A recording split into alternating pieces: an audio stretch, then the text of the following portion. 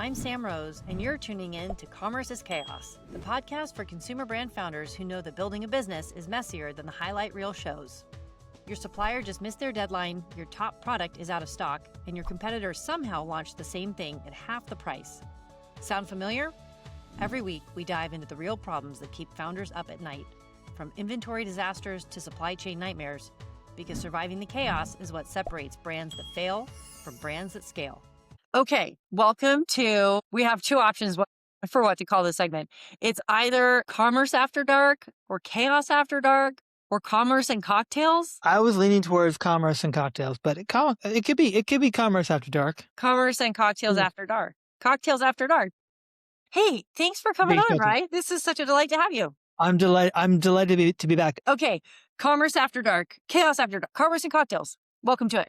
This is a special episode. I have a feeling that it's going to be a recurring segment. Our kids are in the kitchen cooking dinner, I think, and maybe watching the Olympics. We're having champagne, and we're going to talk about the state of the art of commerce and chaos. But I kind of want to interview you for a second because I like people. Here's a fun fact. Every time Brian comes on this podcast, viewership skyrockets. And I'm not saying that because I want to engineer viewership, although I'm very grateful for anyone who's willing to listen. But we think, speaking on behalf of myself and the audience, that you're a really interesting guy. Well, thank you, America. Thank you. You and I started our careers in the same, in fact, a block away from each other. One block apart. So differently. How it started, how it's going, is that kind of yeah, it was same zip code, but two different worlds, it felt like. It was two different worlds. And we started across the block and then we ended up one foot away from each other. So I don't know if that's success or failure. Failing upwards.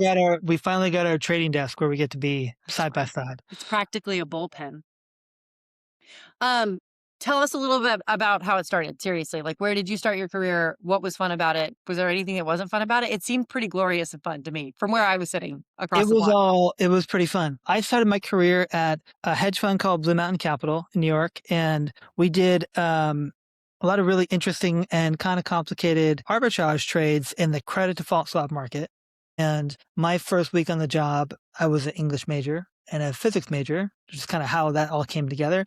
And my assignment week one was to explain to people why the implied correlation in the equity tranche of a synthetic CDO went from 12% to 20% that month. And I didn't know. I still married him. I knew what the word percent meant, but other than that, I didn't know what any of that meant. And the reason why that job was so fun was that I got to take my ability and training, I guess, as a writer, and my ability and training as a not a scientist, but as a science-oriented, math-oriented person, and learn something completely new. I hadn't taken a single economics course, finance course. I didn't know anything about it. But that job and the team there really gave me the freedom to learn and to apply those different skills to completely new subject matter. Here you are, failing upward. It was fascinating. And it was also it was the best of times and the worst of times. I started that job in July of 2007, and implied correlation went crazy that month when the Bear Stearns had two hedge funds that invested in mortgage-backed securities, and that was the canary in the coal mine for the crash of 2008 a year later. And we were kind of right at the forefront of it. We saw the cracks in the credit market happening. And so I learned in the first 2 or 3 years. I fell through one. We fell through a crack, yeah. A lot of people did. And I felt like that time of such insane chaos in commerce meant that I was learning anyway, at an extremely accelerated rate. So I feel like I got 10 years of market knowledge in 2.5 years. So I'm very, very grateful for having not only been at Blue Mountain, but also at that period of time. I had such an interesting experience living with you through that, because you were sort of on this learning curve, and I think to process some of what you were learning, maybe I'm just imposing on this on you, but it felt like we got to process some of that learning together, and we would talk about it over dinner. And so I got this incredible kind of sideline education in all of it, because, you'd go have this insane exposure at work to you really were, and your fund was on the forefront of everything that was happening in contemporary economics and finance. And and then we would come home and like, talk about it. And I got like the most, so, um, anyway, I got this incredible education kind of vicariously through you, and continue to be appreciative of it because it's allowed me to, in effect, punch above my weight where I wasn't educated in a lot of these things, but like now we get to invest together and operate together, and it's really fun. Yeah, we kind of got to share it. And I think that someone smart, probably someone at Blue Mountain said, you really only know how much you understand something when you have to explain it to somebody else out loud. And that was a little bit of that experience for me, was talking through what was happening and trying to explain it to you, could prove to myself how much do I really understand it. And so I think we got to go up that learning curve together. You're you're an honorary member of the credit default swap, aficionado club of New York. Wow. Do I get like one of those broken Olympic medals for that? Yeah. Did you buy insurance on it? Nope. I bought reinsurance on it. Okay, so you have run the gamut, like investment side and then operator side, as I dragged you into my sort of operations adventures, shall we say, and now the infrastructure side. Is there like what are like the common denominators? Like what are the things that you have always done at your job, whether you were investing or operating or like building for operators? Is there, or are there any? Oh, that's a really good question. I mean, my Oh, cheeky thanks. answer is VLOOKUP is like the common thread across everything. But it's kind of true. I mean, you need to relate things to each other. And I think one thing to make it about you for a second, is that so much of what we do in commerce is like just connecting the dots. And we do that in Excel, right? With lookups and references, and we do it in code now in our day-to-day life. But so much of what commerce is about connecting the dots. And I think that's probably like the through line is, how does this relate to that? I think half the people listening to this will understand what a VLOOKUP is, and half the people would be thrilled to have, like, one of your skill sets is explaining complicated things to sophisticated but on the learning curve folks. So what's a VLOOKUP? Well, if you remember Aladdin and the genie offering some of column A and all of column B, is looking for a value in column A and then looking for the value in column B that correlates to the same line in column B. So you look across that line and say A is to B as SAT scores are to me forgetting how to SAT. Oh, what's an lookup? I've heard that too. So a VLOOKUP is, you have a data set of some number of columns, and your parameter is, I want to look up in this data set. I'm looking up in the first column and I'm counting over 12, 13, 15, whatever number of columns you count over. Yeah. An XLOOKUP is column A, column B. You don't have to pick a whole table and count over the number. Which one's harder? VLOOKUP. For some reason, I always assumed X. I don't know. Seemed harder. Anyway, this is I feel like XLOOKUP kind of came out late in life, and I wish I had it the whole time. because you could have used it for easier things. But yeah, much, much better. Okay, I'm gonna attempt to make myself look less stupid and ask more sophisticated questions to you. But thank you for answering that. I've always been curious. Uh, Now you know. have you used like Excel with Claude Code? I haven't. I have not used Excel with Cloud Code, and it's not because I don't want to, but it's almost like, it's like opening the seal on something you've been saving for a while, and I want that experience. I want to see Like what it you looks need like the like a first time. long weekend to be like, don't bother me for 3 days. I'm gonna be with Claude and Excel. Well, yeah, it may be, because you kind of have to put it through its paces a bit and say, like, will it write a bunch of formulas like accurately? Probably yes, but really, what can I do with it? And I have I've been reading a lot about the impact of Claude and Claude Code on the software development industry for obvious reasons. And I thought, oh yeah, gosh, what must it feel like to be a really, really great software developer, really great engineer, and now have a model be able to spit out 10,000 lines of code while you're having lunch and you Cooking come back? carrots in the other room. What does that feel like? That would be me with Excel, right? So I'm almost, and now I have to think about, oh man, I let Claude Code take a crack at Excel, and I come back and realize, like, that 10 years I spent becoming really masterful at it, has my moat evaporated? Has my competitive Yeah. advantage gone away? The moat. Well, yeah, I'm a little apprehensive to see what it could do in a certain way, which is ironic because I have applied it. I've been such an early adopter in using it for software. But for Excel, it's like, oh no, that's It's so interesting because, like, for the writers of the world, which if I belonged to one category, AI is completely unraveling its writing, and the same thing, but it happened first and most obviously. And I think also writing is like a skill set that pretty much everybody shares to some extent. Maybe not like really prolific creative writing, but you know, there's literacy is pretty widespread. The people who can do cool stuff in Excel is like a smaller cohort. The people who can code is an even smaller cohort, I think.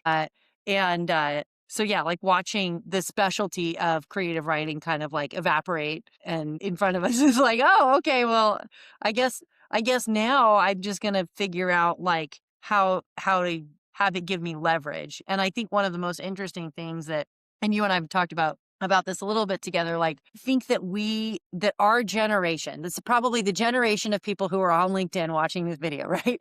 like is uniquely positioned to take advantage of what AI can do for us today because we grew up in a less dynamic and very kind of analog version of this skill set. Like right. you were just in Excel as an analog tool, basically like writing formulas and building models and the whole bit. And now you are like an expert evaluator of the output of anything that AI could possibly present to you that is an Excel formula or an Excel model. And I'm very curious.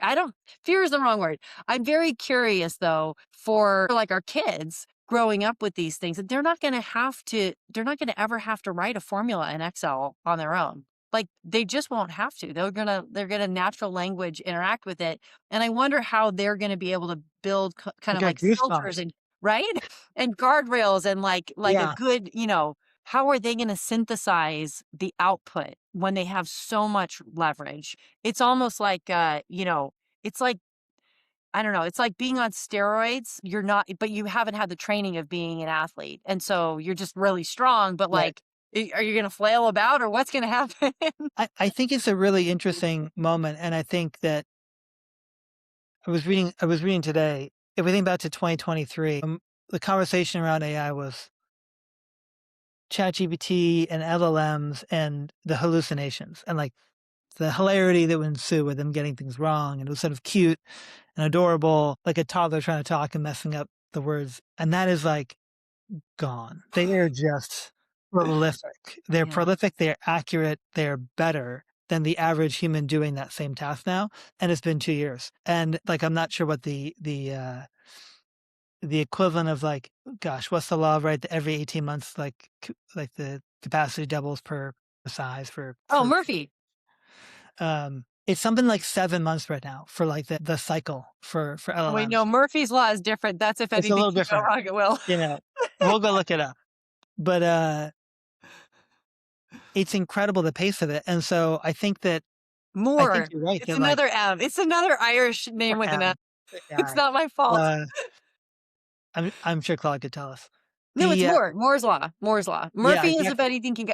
And honestly, at this rate, and I'm so sorry to interrupt you, but I feel like Murphy's law and Moore's law are gonna it's converging. converge. Yeah. Yeah. Anyway, sit with that. Keep going. So we don't know yet what the Moore's law of AI is, but it's a very tight half-life for how quickly they're advancing. And I think that you're right. Like, it may not make sense to write out formulas when you can write in natural language what you wanted to do, and the models just get it accurate pretty much the first time. But how do you evaluate the output? And now it's less about did they hallucinate, did they get the date wrong, did they really mess up, and more about is this accomplishing the objective that I set out to accomplish then.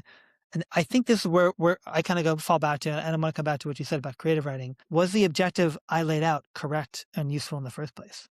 And that might be the big divider.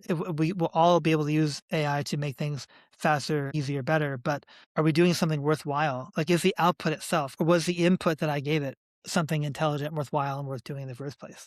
Yeah. And I think that's probably where, and I hope you're right, that our generation will be in the sweet spot is being able to evaluate the output, but also generating the right input to make a practical, useful, actful output for the world. It's gonna Can we be use really it to just interesting. Google things instead? Will we just pick a different verb than Google and give us an answer? Sure. But will the output Google of the is, prompt oh my be meaningful and interesting? And I God. think for something like creative writing, we've done a lot of AI assisted writing recently in terms of like things where the content and accuracy of the content matters than the style or the tone. Like contracts is a great example. But will it have taste? Will it have discretion? Will it have a point of view? Will it be art? That I'm really interested in, and I think probably for a while creative writing will be safe. Maybe not Yeah. forever, but I think art will be the furthest frontier. Yeah, I can.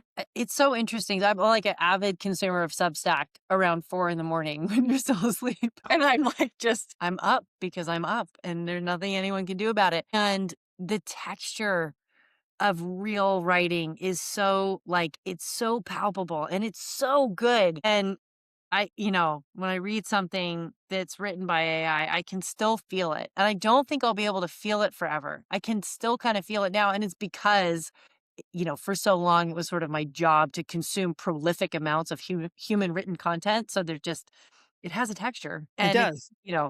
uh, yeah. I think a good LLM is supposed to gravitate toward a median, right? It's supposed to be it's Yeah. following a predicted pathway and what is the most correct logical word within some amount of tolerance that follows the one before. And really great human writing, real art is unpredictable and might not make sense. And I'm hoping that LLMs are tuned and trained towards being predictable and making sense, and art doesn't have that constraint. It makes me wonder if there's like a standard deviation of human creative writing. Yeah, there probably is, right? I mean, the memorable stuff, right? It must be an outlier. It's got to be an outlier. Yeah. Okay, I'm going to completely change tack. One of the aspects of our life that I reflect on a lot, it's not that deep, but you spent a long time like evaluating dispassionately or at least as objectively as possible the opportunity, the financial opportunity around consumer brands. And Yeah. then as a matter of circumstance, you sort of like were thrust into this chaotic world that I had created in like a founder-led brand in a really crowded category that we just happened, or I mean, we loved cooking together. So you were there for the whole thing and, That was and like, not just cheering me on, like seriously enabling the entire journey. And I'm very grateful. And you went from like, the whatevereth floor with a refrigerator full of yogurt and cold brew cold brew. like working at our kitchen table with me. And again, I'm very grateful. It's been like the privilege of a lifetime to work together. And I'm glad that like a weird twists of fate brought us together in that way. But like when you're looking at like a big publicly trading company and you're like, you've got your fingers like this Yeah. and your spreadsheet in front of you with your whatever lookups, and you're like figuring out how to like make an investment decision. And then you're brought back into, or down, I should say, maybe into like operations. And then you float across to investing again. Were there like things that you learned on the ground as an operator in like the icky VLOOKUP trenches, like XLOOKUP nightmares that are helping you as an investor and as a like platform builder today, that maybe like as sophisticated as you were at the time, something about the grunge of just like being in it helped you to learn? Well, I think my favorite story here, that like the complete crossover for me of like doing an securities analysis on a big publicly traded company where like the management can't really tell you that much because it's a public company. They can't give you inside information. You're reading through reports, and I mean, what I guess you could have like, hired drones to fly over the parking lot at Barnes and Noble and take pictures every day of how many cars are there. I mean, there's stuff you could do, right? But in terms of like the overlap between real life operations and financial analysis, I had a meeting one time with the CFO of a Best Buy at a conference, and she was talking about Q4, that holiday, and why she was so confident that they would do well. And the reason why the CFO of Best Buy was bullish on their Q4 was that they had bought a company that made an attachment for a forklift that instead of picking up flat screen TVs like this, it grabbed them from the side like that. Because they had in the warehouse at Best Buy ridiculously high breakage rate on flat screen TVs, which are like high cost, and a damaging one is bad, and also really high. Cards on the table. your tech stack is held together with duct tape and prayers. If you're a brand founder or COO juggling Shopify, your 3PL portal, 3 different inventory trackers, and yes, that one crucial Google Sheet, you know exactly what I'm talking about. Orders get lost, inventory counts are fiction, and your seamless integrations break every other Tuesday. Endless Commerce changes the game. One platform for everything. DTC, wholesale, marketplaces, the works. AI-powered forecasting, real-time inventory visibility, and integrations that actually integrate. Teams like Great Jones, Food 52, and Pattern Brands already made the switch. Ready to ditch the chaos? Visit endlesscommerce.com, mention Commerce is Chaos when you reach out, and get 3 months free. Because your ops stack should be your competitive advantage, not your biggest headache. High margin and high revenue, but the forklift that did this tipped them over all the time, and they were like losing flat screens left and right. But the clamp held it like this, and they had their damage rate went down 95%. And so they were buying these attachments for the forklifts to hold their TVs. And it was going so great that Sharon, the CFO, she bought the company that made the forklift attachment so that Amazon couldn't have it. And they'd be the only one in the market with a forklift attachment. So they were going to crush everybody on their sell-through of flat screen TVs. And that's why Q4 was going to crush, was the forklift attachment. And that for me was like the major, that was before we even really got into business together, and I became aware of what a warehouse and a forklift were. Huge public company, wildly talented CFO, and her ace in the hole was a forklift attachment company. Okay, I'm having so many feelings right now. Number one, that's really cool. Number two, this is probably we know each other so well. We've been married for a long time. You ever heard that one before? I've never heard that story. How do you have a story that I haven't heard? That's so cool. I saved it for this. You know what? If it's not commerce after, what are we calling it? Commerce after dark? Commerce after cocktails is what it's about to be. Night, chaos at night. This is what you got to come here for. So, okay, but what I'm confused about is like, what signal was that? Was that like a cool insight or a stupid? That sounds really cool to me, but No, it was super cool because it was like, hey, you really kind of got to Q4 for any retailer that's the Super Bowl, and you got to show up for the Super Bowl. So all the analysts were like, hey, how's it going?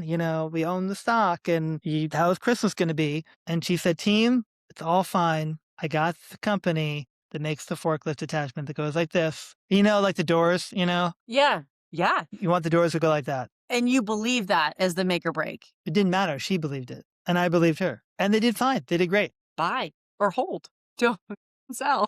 Don't sell. I mean, the other half of it was they were like, when was this? This was like 2012 era. And what we were finding in retail was that like you pretty much, not unlike what we see in like the power law and how venture capitalists invest, or at least the outcomes. In retail, for these big box stores, the category champions, you had one that would make it. Circuit City went out. Yeah. Best Buy hung around long enough that they were the last game in town. Borders didn't make it, but Barnes & Noble did. That was a surprise. So if you could hold on and be the last game in town, you could survive. And that was Best Buy. But they had gotten so beaten down by Amazon, by e-commerce, they were catching up on e-commerce. Circuit City folding, people thought, well, you're going to go out like Circuit City or a Radio Shack. Having those other ones fold made Best Buy stronger. And so they were trading at a really low multiple, and they were one of the survivors. Being a cockroach has its... They were a cockroach. I kind of miss Circuit City. That was cool. And Radio Shack. Radio Shack, I mean, the branding. Millennials speaking. I'm pretty sure that my parents bought our first DVD at a Circuit City. Doesn't that? Yeah. And that was maybe the last time. First and only? I was at a Circuit City. Yeah. Yeah. I mean, the end of Circuit City and the beginning of DVDs is, we're just aging ourselves. Commerce is chaos. What's a DVD? More people want to know what a DVD is than a VLOOKUP. No, this is LinkedIn. We're fine. Our friends are here. So, okay, so let's jump forward. We're working together. We're at GIR. You're managing like financial strategy and operations. Like you were nominally the CFO, but you're really an extraordinary COO.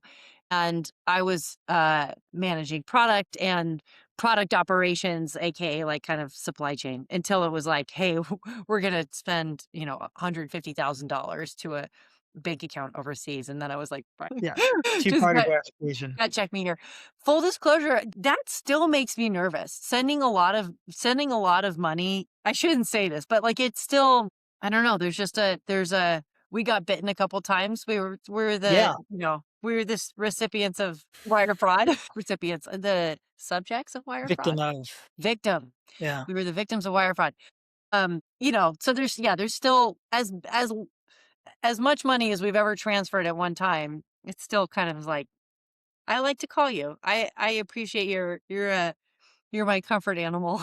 I think it's a I think it's a normal response. I remember, I don't know what age, but, like, I was afraid of the dark, and it's, like, maybe embarrassing to be afraid of the dark. I was a child, Oh, and my dad said, "Well, being afraid of the dark is a survival instinct. We wouldn't have survived as humans if we were not afraid of the dark." what a good dad. Your dad's awesome. Great dad. So being afraid to wire hundreds of thousands of dollars to a bank account you don't know it's a survival instinct. It's a business survival instinct. And you know what you do? You call your other tribe members and you're like, we're going to walk Right. together. We'll just get the torch. We're going to get the torch and we're going to do it together. Let's just have a double check before we go to bed. As we were growing and growing up through wire fraud and all of these other sort of like it felt sometimes commerce is really chaos. Sometimes it really felt like we were acting and the world was acting around us. And it's a weird feeling to just be like, it's not a victim feeling, but it is a walking around in the dark feeling. Like things go bump in the night. And as prepared as you can be and as big a torch as you have, things still go bump in the night. And you kind of need like you need a crew to get through it. Yeah. What surprised you the most about working inside of a 7 and then an 8-figure business as we were growing it together? Well, I think some things just surprised. I think I surprised myself with how little I knew about business despite being an investor in businesses. Because it's so easy in a spreadsheet, easier now with Claude, I guess, to say gross margin goes up 20 basis points per year for the next 5 years, and this happens to revenue, and you can just put some sensitivities in,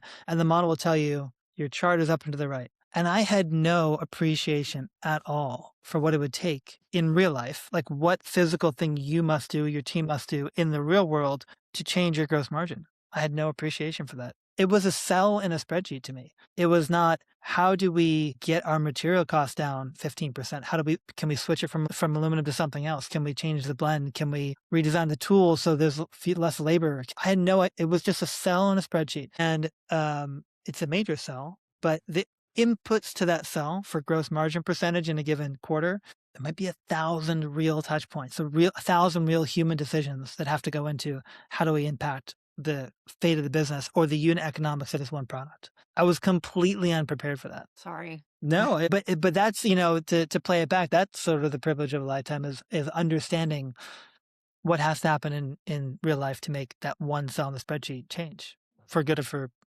bad. What are you're on the advisory panel now and you have a bunch of operators listening. What can they do, right? Like that cell doesn't have what they want in it. What are your go-to stones to sort of pick up off the ground and see what squiggles out? I really think, and I hope I'm not repeating myself here, but I really think that unit economics is like the most important thing, and understanding every sensitivity that goes into that. What I would try to do as a financial analyst was reconstruct that, like what happens if you're a retailer, what happens if you open a new store, and how long is the payback period and all those things. But for a brand operator, really understanding every lever you have on your BOM cost, on import cost, on duties, on your receiving costs, understanding your full landed cost of goods sold, and then thinking about how much is left over that I can use for acquisition, whether that's in traditional advertising or PPC or anything else. If you don't have a really strong handle on that, that number in the cell is going to be pretty volatile and is just a guess. So that's the biggest thing to me is knowing what all the inputs are and breaking them down as granularly as possible. Because it might be that there's something you didn't know about. Like we're buying our top selling SKU is our 4-pack. Everybody loves the 4-pack. Well, if you're kitting that together in the U.S. and you're paying labor rates in the U.S. to assemble it here, if you don't know what that cost is and you're not accounting for it and attributing it, you might not realize, why don't we just make the 4-pack at our supplier? Whether that's in the US or somewhere else, moving that cost upstream could have a huge impact on your profitability. But if you haven't thought about the components of your cost and you just know my thing cost me $7, great. If you don't know what the components are, you don't know what levers you can pull. I'm pretty sure that was my answer last time you asked me. Well, I'm bummed that this is the second time I've asked you the question. No, I'm thrilled I'm being consistent. I could be a better interviewer, but I'm thrilled that your answer was the same.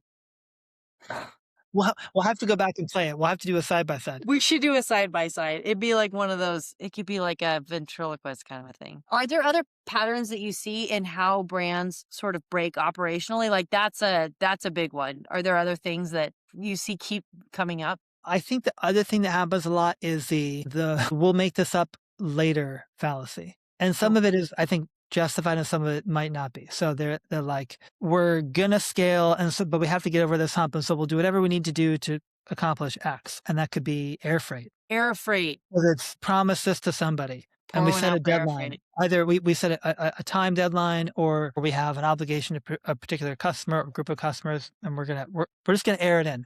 And we won't ever air it in again until the next time when we're a little bit behind because the tool broke and we need to make a modification and we're 4 weeks behind. We'll air it in this time and it won't happen again. So I think that the next time will be different.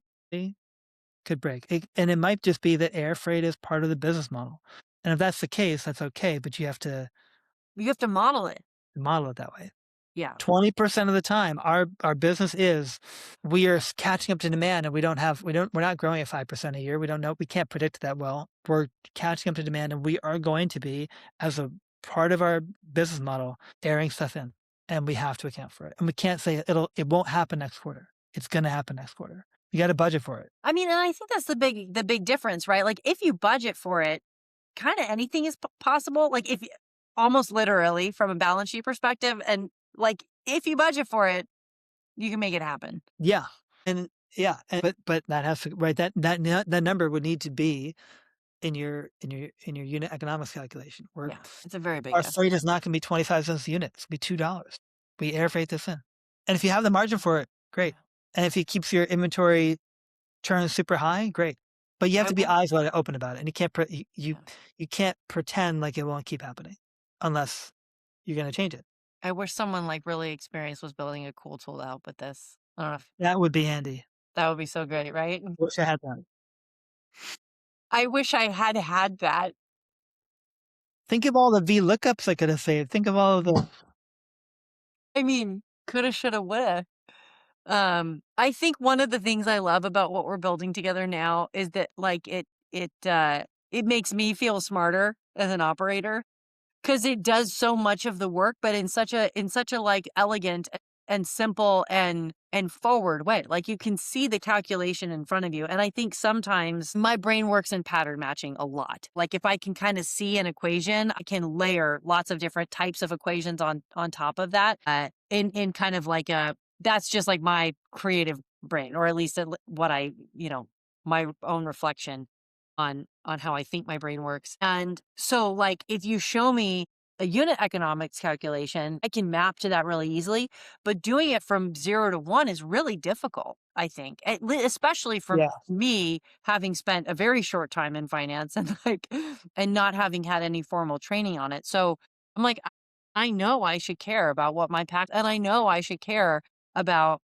what the thing itself costs. And I know that like I should layer onto that what it costs for me to import it last month versus 3 months ago. But where's the calculation for that? And when we were early stages building, I found myself casting about in a fairly young internet, in a fairly young Google landscape. Like, how are other people doing this? What's the equation that they're using? How should I price wholesale? How should I just searching for patterns to match to help me be normalize within the context of what was a very mature retail industry, but a very young direct-to-consumer industry and a very, very young little company. And what I love about what you've built is that it shows people how to do it in a way that doesn't feel intimidating. It's so cool. Anyway, I'm mostly just complimenting you, but feel free to reflect on that. Well, I was as you're talking because I think everybody starts out in business when you're trying to price something in the same way. And I think there's like an information asymmetry with respect to time is the problem. You get a quote from your supplier and they say, this thing will cost you $5. You're like, great. Well, I can apply. So yeah, I can pattern match and I can apply rule of 4, rule of 5. And I'll say, I'd like to, okay, if it costs me $4 or $5, I'm going to sell it for 10 to a store and they'll sell for 20 to an end customer. Job done. And then you move on. Then you move on to marketing and branding and activations and all the other things you have to do with your time. And you've locked in. It goes from 5 to 10 to 20. That's the math. The 5 is the first number. And you find out later, there's progressive disclosure in pricing. And a month later, you get the bill from the freight forwarder. And it's for $1,700. And it feels like that's just like a one-time, I'm just going to send $1,700 to somebody. Are you dividing it by the units and figuring out what the added on a per unit basis to your $5 cost? Like maybe or maybe not.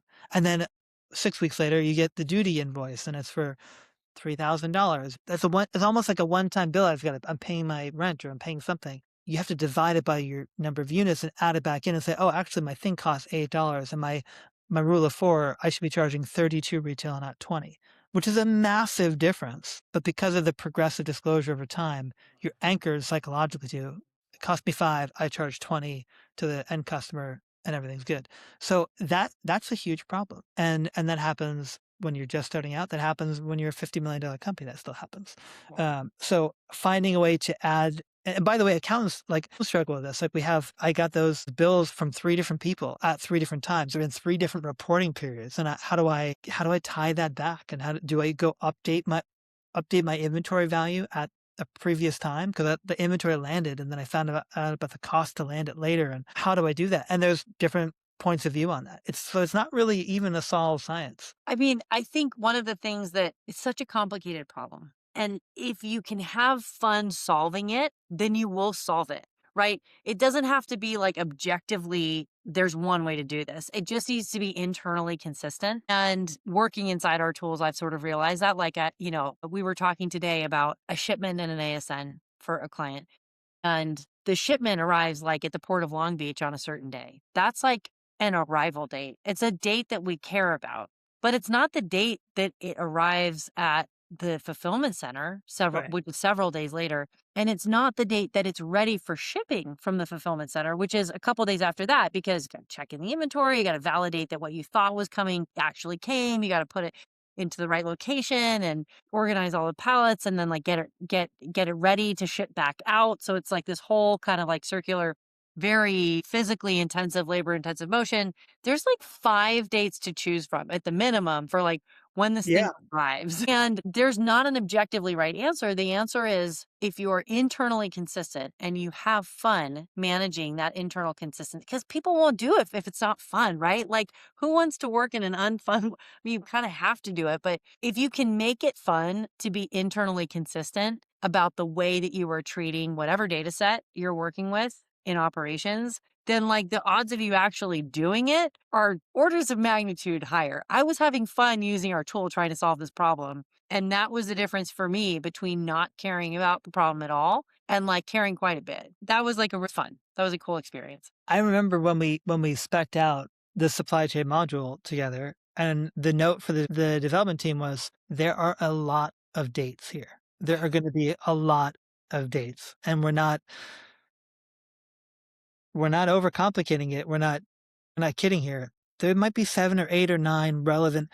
When did I ask the factory to start? When did they actually start? When did they finish? When did it get from them telling me it's finished to the port of export? It hasn't even left the supplier's domain yet, and we have 4 dates. And they're all pretty important, because if you want to track, the supplier tells me it's a 30-day lead time, but I can see if we have fun and we like really properly, if we make it fun to record all that data, and then you look back in 6 months, say, oh, based on the data I collected for myself, it actually takes some 47 days every time. I know my BOM says 30 days, but empirically it's 47 days. If we don't give you the tool to record that, and if we don't make it fun to record that, then you won't have that insight. But when you do, everything adjusts. It's 50% longer to make your product than you thought it was, and hasn't even left the country yet. So yeah, there's a lot of dates in that module, and making it fun to same thing in supply chain, the same thing in understanding your unit economics, breaking it down into components and really making it worthwhile to record those components, whether it's a price or whether it's a date.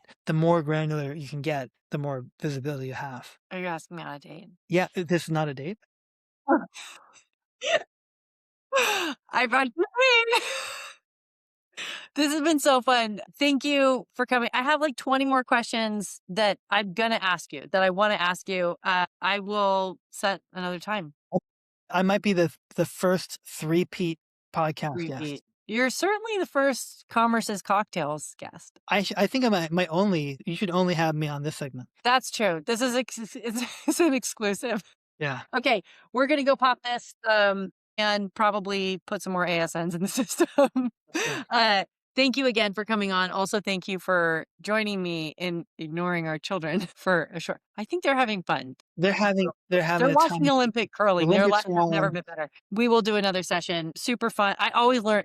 I heard a new story today. I always learn something when I talk to you. I have to think of a brand new one for next time. That could Say be my bit. Stories new to Sam. What's it called? Stories new to Sam. We'll have to workshop that. Stories new to Sam. Yeah. Okay, that's a good. Yeah. Wait. Okay, before we go, there is our team uses Granola to record calls and take notes. And there was Granola Crunch at the end of the year, and it does a really cute job of recognizing who you're in conversation with very much. And then also like certain things about you. And what it said about me was I got some award or something, but it was most likely to rebrand your feature before you finish building it. So we will rebrand this segment. We're working on it. We're doing it live. But thank you again. This was really fun. Pleasure of a lifetime. Ride of a lifetime. Lifetime. I'll see you downstairs. Thanks for rebranding that for me. Claude, you tell us. Okay, it's been real. That's the end of the podcast. It's over. You hang up first. No, you hang up first. Marry me. Thanks for joining us for another episode of Commerce is Chaos. If you're listening, I have a feeling you know just how much good leaving a 5-star review can do for a team. Drop us a review on Apple Podcasts and subscribe to Commerce is Chaos wherever you get your podcasts. Don't forget to subscribe to our Substack, also called Commerce is Chaos, for more good stuff and actionable tools to build your business.